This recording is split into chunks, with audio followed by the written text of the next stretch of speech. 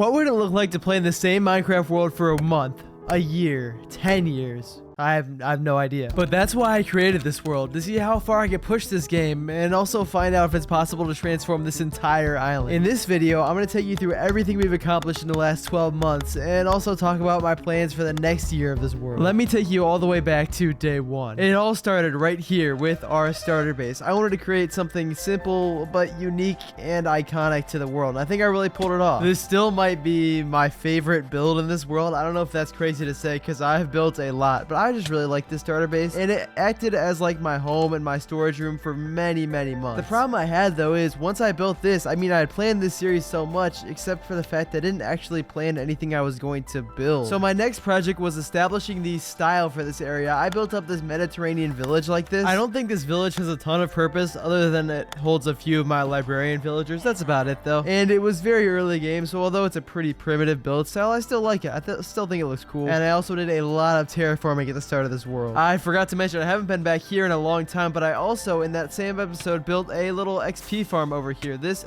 was my main source of XP for the early game. It was a little skeleton grinder, nothing crazy, but this has a cool little interior with it's supposed to be like a fisherman's hut, I think. My next project in the following months was coming up for a grander vision for the world. So 1 year ago I created like a state of the island sort of video where I talked about all my future plans, and in that video I built this big map room for the first year of our world, which we'll get back to a little later because we need a new one. But while building this, I officially decided I was going to separate my world into a bunch of different districts. We'll have different styles like futuristic, medieval, and the Mediterranean village we're in now. And I kind of loosely marked it out then. My plans have changed a little bit since then. The plans have changed a lot, but that's still generally the concept I have for this world right now, and I'll explain more of that later. After unfortunately kind of getting forced into a few-month break, I really wanted to get back into this world with a huge new project. So I started work on my medieval city.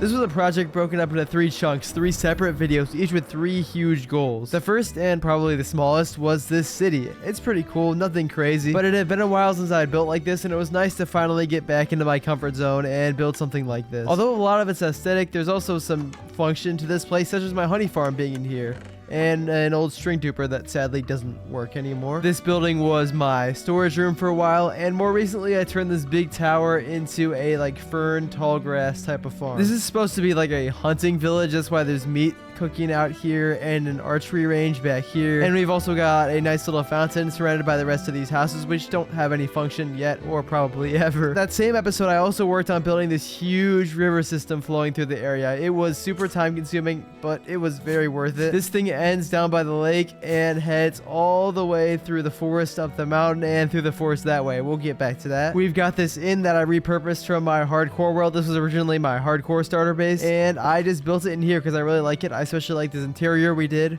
We have all these different rooms which are all furnished, which is cool. But once we had finished the city, it was time for phase 2, the big castle. This thing is serving as my base currently, and it's pretty much got everything I need. A storage room, a random axolotl, a super smelter, which is decommissioned for some reason. I kind of forget why. And a nice little living room with a fire where I can sit and relax. Once we had finished the castle, I moved on to working on the giant autumn leaf birch forest. This forest is super cool. I think it's really immersive. I like how it turned out a lot. This was of course a huge project, and I had to gather a ridiculous amount of resources. One of my favorite views of this area is probably from this angle. We have the nice little pond with a boat in it, and then we're just surrounded by the trees. I'd like to actually expand the forest maybe out and over here. That'd be cool. But this is also where our wool farm is. I like this design. We'll be back here in a second to talk about why there's a giant bridge, but first let's move on to our next project in this world. That, of course, was the Italian village.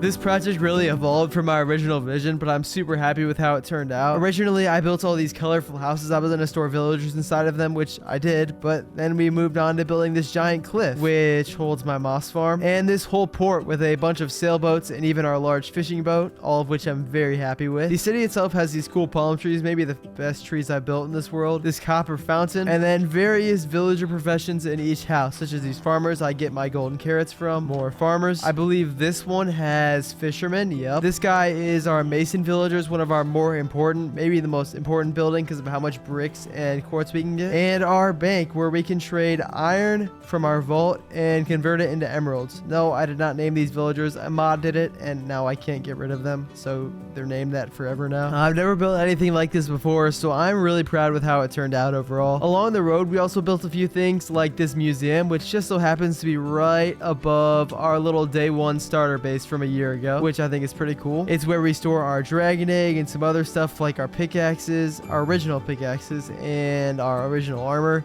as well as a cool flower, I guess. Then we have the Sniffer Ranch, a more recent project where we farm the Sniffer seeds. These guys are kind of annoying, but we have a farm for them, and I can use them as much as I want in our world, which is nice. I've been experimenting with building these big oak trees lately, and I think I like how they're turning out. Finally, we have this. This is the beginning of our highway. I want to make 4 highways stretching from the center of my world.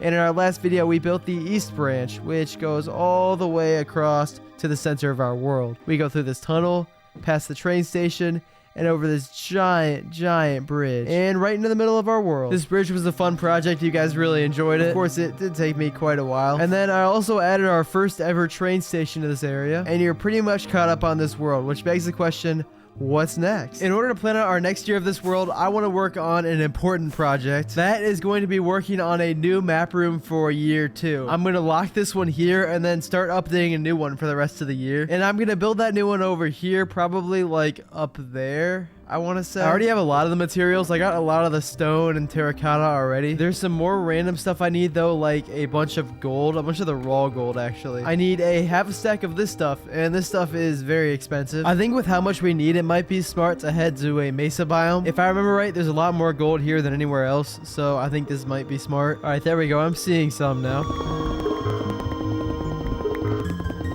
There's all the gold we need. We also need a decent amount of mangrove wood. To go with our gold, we also need honeycomb, which is not a problem. All right, we've got all the materials now, I think, which means we can kind of start clearing this area out, and I'm really excited to build this up.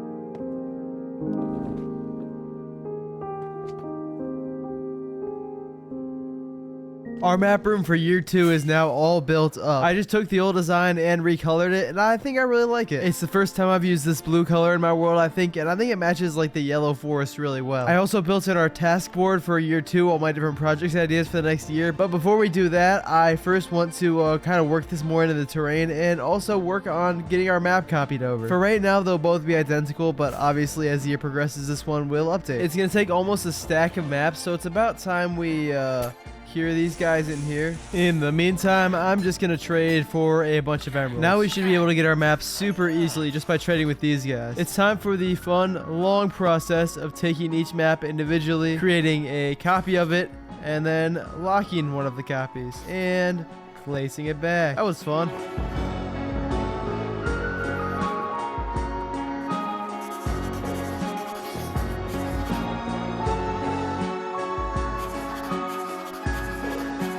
Placing in the new map, it took me way too long to realize I had built it too small.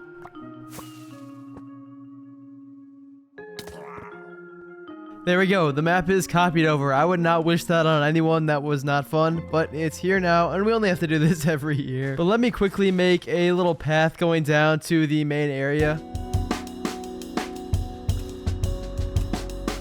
We've got a nice little path winding through the woods, but I think another thing that would even bring this more into the terrain would be just bringing the forest a little bit more towards it with a couple trees. I don't think it'll take too much, and I think it can only improve the environment of this area.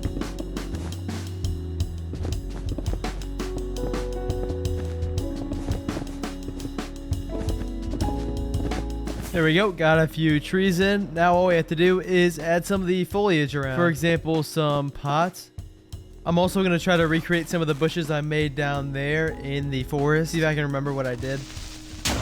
Alright, a creeper just blew up. Let's see the damage. Oh my gosh, that's so annoying. Now we have the joy of piecing this map back together. As I was saying, I put in just the right amount of foliage, I think, which means we can move on to talking about the future. What are we going to get up to in this world over the next year? I have 9 projects in mind right now. However, keep in mind, all this stuff is subject to change, but I at least like to have some direction for my next year in this world. First one's a big one, finishing the highway. We've got a quarter of it done right now, but I'd love to have the other 3 segments stretching in the other 3 directions done by the end of this next year. That is a big goal, but something I want to get done sooner than later to help me kind of expand out into the rest of this world, because I'm kind of just confined over here right now. Speaking of that, we need a train station or a boat station, I guess, for the east wing. Our highway abruptly ends right now, so we're gonna have to make a large tower here to kind of end off the road. That's another big project, and I have no idea what that's gonna look like yet, but I'm excited to find out. In this same area, I'd also like to do a lot of work and kind of finish this harbor area here. I'd like to make this area feel a little bit more complete by sort of finishing this island peninsula thing off, but I mean, not a super top priority, so that probably will be a thing that kind of happens later on. Another thing I'd love to do is build on the mountain behind this. This little thing, this little hill right here, I can just picture a huge stone castle on this, which could be like a rocket factory or maybe a villager trading hall. I'm not quite sure yet, but I feel like this hill really needs something because it kind of stands out in a bad way right now. So I plan on just removing the snow and doing something cool there. Similarly, I'd like to terraform the meadow. If you don't know what I'm talking about, it's this whole area here. I'd like to make this a little bit more of a mountain to, for one thing, cover up this tree farm, but also have a backdrop for all the kind of regions that are around this area. Not like going to build height or anything, just something with a little bit more height to make this more of an interesting view. I think it's a good goal for this year to start 2 more regions. What I mean by that is like this is my medieval region, obviously, and then the Mediterranean one's back over there. And I don't have to build anything too crazy in them yet, but I'm picturing maybe more of like a modern urban area over in this area. It's super flat right there. And then I would like to put a futuristic district somewhere more up here. So that's another good option, but who knows? Maybe I'll come up with something else before then. Something kind of random is nether farms. It's kind of a weird one, but I feel like it's a necessity in the late game. The stuff you can get from a gold farm and especially a bartering farm is just so important for speeding up the late game, and we could probably make a cool build out of it too, so I'm kind of excited for that. And then we've got my ocean monument project. Up here in this big north body of water, this is an ocean monument. I want to drain a huge area around it and build something really cool. I'm not going to spoil it, and also it's not something we're going to get done in a year. This is more of just like a starting the monument project this year type of thing. And that's everything I have loosely planned for this year. It's very possible none of this gets done, but for right now I feel like a lot of these are very doable and will make fun projects and interesting videos. I hope you guys are as excited for these plans as I am, and I know this has been more of a talky video where I haven't really got much done, but with all the support on the series recently, I really wanted to get a video out, and it just so happens this is going to post a year to the day that the episode 1 came out, which is pretty cool. So if you want to join this journey, consider subscribing, and I will see you very soon.